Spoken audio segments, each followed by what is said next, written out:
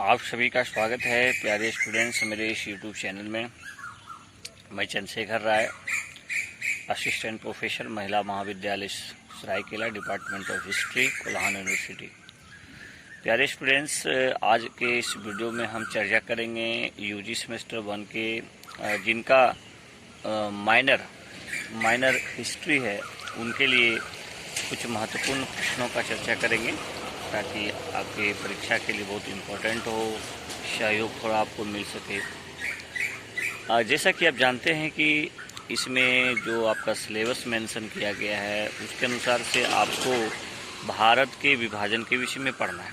तो यहाँ से प्रश्न बन सकता है कि भारत के विभाजन के क्या कारण थे।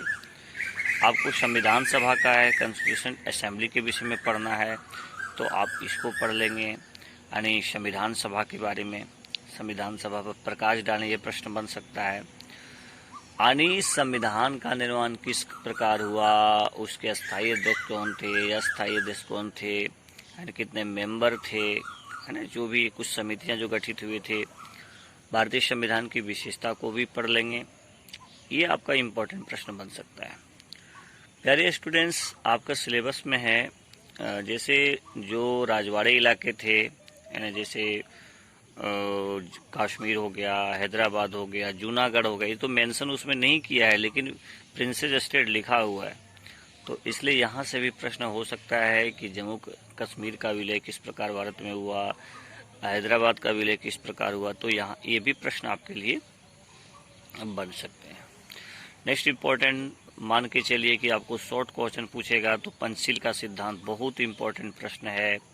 गुट निरपेक्ष आंदोलन, ये आपका लॉन्ग क्वेश्चन में पूछा जाएगा, एकदम ध्यान में रखिए। शॉर्ट क्वेश्चन में आपको सार्क के विषय में लिखना आएगा जिसको दक्षिण एशियाई क्षेत्रीय सहयोग संगठन कहते हैं। फिर आपके सिलेबस में है कॉमनवेल्थ के बारे में, राष्ट्रमंडल। ठीक है, आप सभी जानते हैं कि राष्ट्रमंडल क्या है। वैसे देश होते हैं राष्ट्रमंडल में जो कभी न कभी ब्रिटिश गवर्नमेंट के अधीन रहे थे, गुलाम रहे थे। वैसे देशों को राष्ट्रमंडल कहते हैं, कॉमनवेल्थ कहते हैं। तो इनके विषय में कि भाई इसकी स्थापना कब हुई, इसका हेडक्वार्टर क्या है, को कितने मेंबर हैं, इसको अच्छे से करेंगे। नेक्स्ट इम्पोर्टेंट है कि जैसे आप सभी जानते हैं कि भारत की जो अर्थव्यवस्था है वो मिश्रित अर्थव्यवस्था है।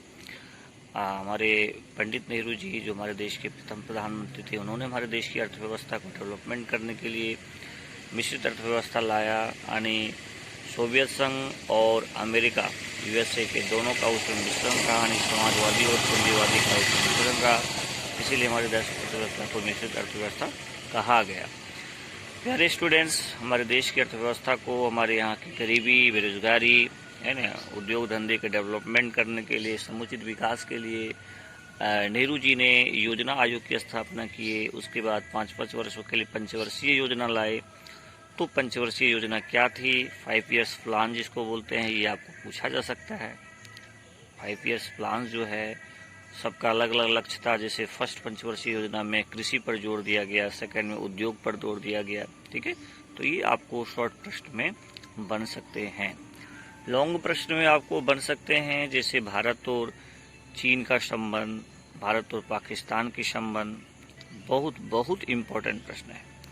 नेक्स्ट है नक्सलवाद से आप क्या समझते हैं, इसकी शुरुआत भारत में किस प्रकार हुई। तो नक्सलवाद पर भी लिखने के लिए आपको शॉर्ट आ सकते हैं। सभी जानते हैं नक्सलवाद जो हम सुनते हैं जैसे छत्तीसगढ़, झारखंड, उड़ीसा, ये सब राज्यों में इसका प्रभाव ज़्यादा रहा है। लेकिन इसका जो शुरुआत हुआ था वो बंगाल से हुआ था। ठीक है, तो इसका क्या उद्देश्य है, किस प्रकार से देश को नुकसान पहुँचाने का काम कर रहा है ना। आप सभी जानते हैं कि हिंसा का सहारा लेते हैं, लोग को डराते हैं, धमकाते हैं, है ना। तो इस प्रकार से आप इस पर थोड़ा सा पढ़ लीजिएगा।